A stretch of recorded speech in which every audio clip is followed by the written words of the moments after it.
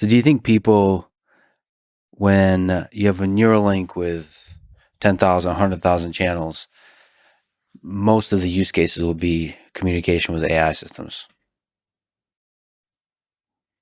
Well, if it's assuming that they're not, I mean, there's solving basic neurological issues that people have. You know, if they've got damaged neurons in their spinal cord or neck, or as is the case with the first two patients, then this obviously the first order of business is solving fundamental neuron damage in the spinal cord, neck, or in the brain itself. So, a second product is called Blindsight, which is to enable people who are completely blind, lost both eyes, or optic nerve, or just can't see at all, to be able to see by directly triggering the neurons in the visual cortex. So we're just starting at the basics here. This is like very the simple stuff, relatively speaking, is solving neuron damage. Mm-hmm. It can also solve, I think, probably schizophrenia. If people have seizures of some kind, it could probably solve that. It could help with memory. There's like a kind of a tech tree, if you will, of like you got the basics. Like you need literacy before you can have, Lord of the Rings. Mm-hmm. Got it. Do you have letters and alphabet? Okay, great. Words, then eventually you get sagas. So, I think there may be some, things to worry about in the future, but the first several years are really just solving basic neurological damage. Like for people who have essentially complete or near complete loss from the brain to the body, like Stephen Hawking would be an example, the Neuralink would be incredibly profound. Because, I mean, you can imagine if Stephen Hawking could communicate as fast as we're communicating, perhaps faster. And that's certainly possible. Probable, in fact. Likely, I'd say.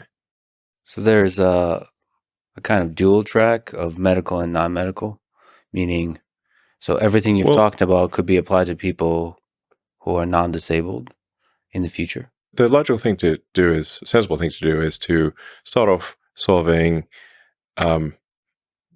basic neuron damage issues. Yes. Because there's obviously some risk with the new device. You can't get the risk down at zero. It's not possible. So you want to have the highest possible reward, given there's a certain irreducible risk.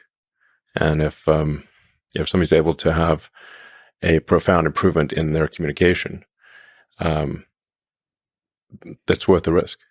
As you get the risk down. Yeah, as you get the risk down, and once the risk is down to if you have like thousands of people that have been using it for years, and the risk is minimal, then perhaps at that point you could consider saying, okay, let's aim for augmentation. Now I think we're actually going to aim for augmentation with people who have neuron damage. So we're not just aiming to give people a communication data rate equivalent to normal humans. We're aiming to give people who have, quadriplegic or maybe have complete loss of the connection to the brain and body, a communication data rate that exceeds normal humans. Mm-hmm. I mean, while we're in there, why not? Let's give people superpowers. And the same for vision. As you restore vision, there could be aspects of that restoration that are superhuman. Yeah. At first, the vision restoration will be low res.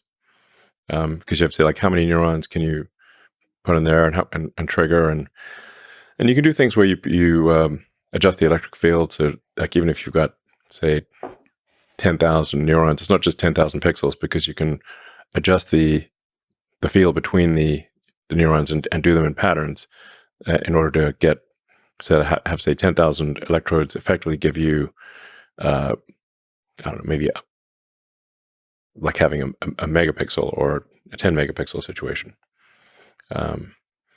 So, and then over time, I think you get to higher resolution than human eyes, and you could also see in different wavelengths. So like Geordie LaForge from Star Trek, like the thing. You could just, if you want to see in radar, no problem. You can see ultraviolet, infrared, eagle vision, whatever you want.